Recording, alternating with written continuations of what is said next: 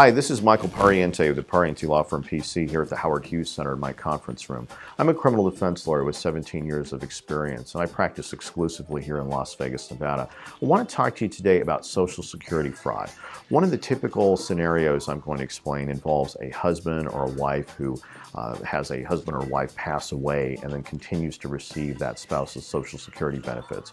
Often they share a bank account and that spouse doesn't report to Social Security that, in fact, the spouse has passed on and continues to receive those benefits. That's the first type of Social Security fraud. Another type that you see is someone who claims a disability and starts receiving Social Security supplements each month, but then continues to work or finds a job.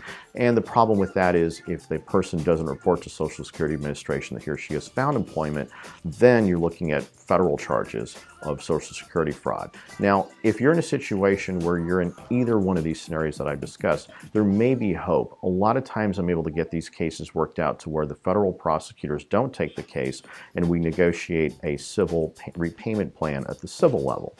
So basically we're just dealing with the Social Security Administration. We're not dealing with the federal prosecutors. If you're in a situation and you fall into one of these two scenarios, give me a call. I'm more than happy to meet with you in person, or if you're calling from out of state, we can set up a time to talk about what I can do to help you.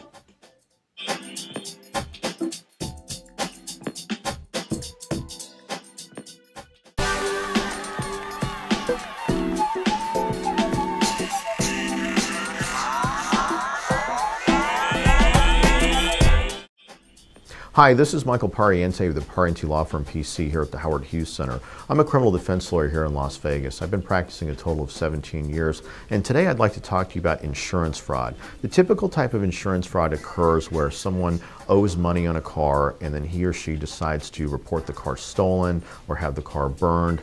And the problem with that, of course, is it's a felony and you get prosecuted by the Attorney General's office for insurance fraud. Typically, the way they begin their investigation after you report the car stolen is someone from the Attorney General's office, like an investigator or a detective, will knock on your door very early on a Saturday or Sunday morning, usually about 7 o'clock. The reason why they do this is because they want to catch you off guard. They figure that you've been sleeping and you don't have time to say, oh, what am I going to do? Should I call a lawyer? So what happens is they'll ask themselves if they can come into your house, they'll question you, they'll get a statement from you, usually a statement of admission, which is never good. Anytime you have a confession on a case, it's much harder to get the case thrown out with a motion to suppress because they've questioned you in your home, so technically you're not in custody. But there is hope because in the majority of these cases, in fact the overwhelming majority of these cases, I'm able to get the cases worked out to where they charge you with the felony, but the felony ends up being dismissed or reduced to some sort of a non-felony, like a gross misdemeanor, a misdemeanor, or in some cases even dismissed at the end. So that way you don't have that felony on your record. If you're in a situation where you're being investigated or prosecuted for insurance fraud, give me a call. There's always hope. My number is 702-966-5310. You can come meet with me in person, or we can talk over the phone about what I can do to help you.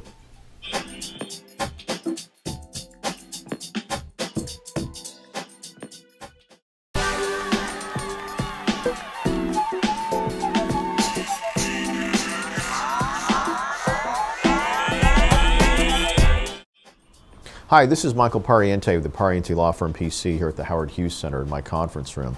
I'm a criminal defense lawyer here in Las Vegas, and I want to talk to you today about Nevada's sexting statute as it applies to minors. It's NRS 200.737. You may have seen in the news a lot of these terrible cases, particularly in Florida, where you're seeing cases of young people who are teenagers who get caught sexting and sending pictures of themselves naked to other teenagers.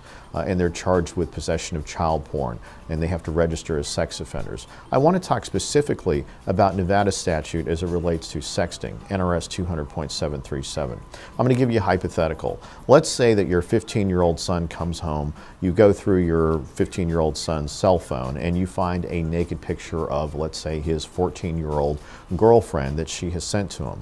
Then the question that pops in your mind is my son, has he committed this crime? Is he possessing child porn? Is he violating the sexting statute?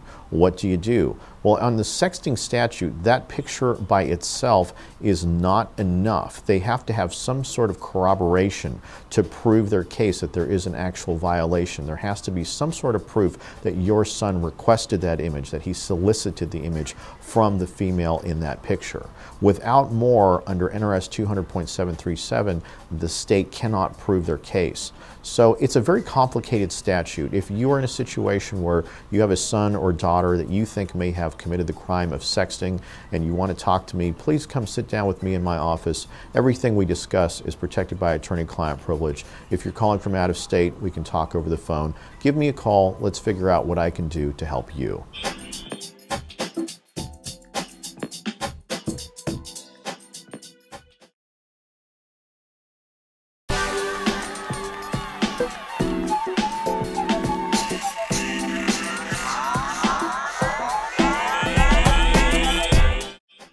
Hi, this is Michael Pariente of the Pariente Law Firm PC here at the Howard Hughes Center. I'm a criminal defense lawyer here in Las Vegas, and I've been practicing for 17 years. I want to talk to you today about the crime of structuring. You may have heard this term used in conjunction with media reports about United States Speaker of the House Dennis Hastert, who was recently indicted for structuring along with a slew of other federal crimes. Here's how structuring works. First of all, the section that applies, it's 31 U.S.C. section 5324. And the way it works is this. I'm going to give you a hypothetical. Let's say that you just sold your car for $10,000. You go to the bank to deposit $10,000 into your checking account. Your bank will automatically notify the federal government that you just deposited $10,000 or more into your bank account through what's called a currency transaction report, or a CTR. It also works this way. You go to your bank and you take out $10,000 or more in cash. Your bank will again notify the federal government through the CTR that you withdrew this money. Now, that may seem unfair and perhaps offensive that the government wants to know about any time you make a lawful deposit or withdrawal of $10,000 in cash or more. Now, if you try to get creative about it and you don't want them to know about this, and let's say you deposit $8,000 in the morning, you come back later in the day and you deposit the $2,000, or let's say you withdraw $5,000 in the morning and $5,000 later in the day, and you think you're getting around this requirement, you're getting yourself in a lot of trouble. If you've done that, you could be looking at $250,000 in a fine and or up to 5 years in federal prison on a felony conviction. If you're in a situation where you've done this and you have the federal government calling you and wanting to talk to you about your banking activities, give me a call. It's urgent. Come sit down with me in my office, or if you're calling from out of state, just give me a call and we'll figure out what I can do to help you.